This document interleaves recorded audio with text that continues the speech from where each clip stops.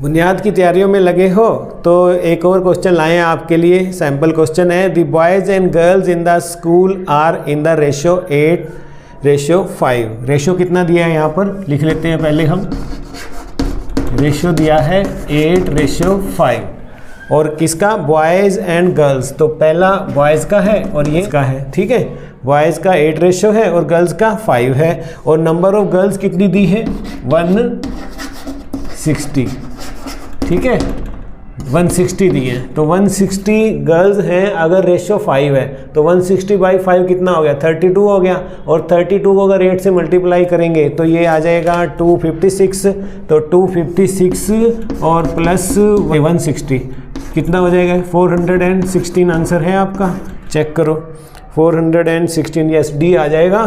तो डी को हम क्या कर देंगे, इसको ऐसे कर देंगे। अब मैं थोड़ा आपको यूँ नहीं है हो गया सवाल, मैं आपको डिटेल में बताना चाहूँगा। इसके लिए हम कर सकते हैं, कौन सा मेथड अपनाएंगे हम, ये मुझे याद आ गया है, डायरेक्ट एंड इनवर्स प्रोपोर्शनल वाला आपका चैप्टर है 11, उसमें से है ये, ठीक है।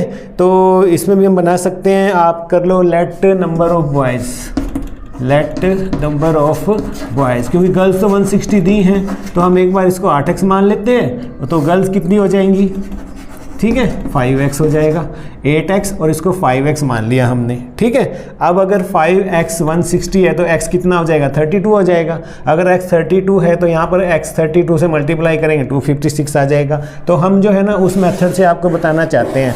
तो इस तरह की हम तालिका बनाते थे, आपको याद है आपको। तो यहाँ पर हम लिखेंगे बॉयज़ और यहाँ पे लिख देंगे हम गर्ल्स, ठीक है। तो यहाँ पर हम इनकी वैल्यू डालेंगे कि अगर बॉयज़ 8 हैं यानी गर्ल्स 5 हैं तो बॉयज़ कितने हैं 8 हैं और गर्ल्स दी हुई हैं 160, तो बॉयज़ कितने होंगे, यानी ये हमारा x1 हो गया, ये हमारा y1 हो गया, ये हमारा x2 हो गया और ये हमारा y2 हो गया।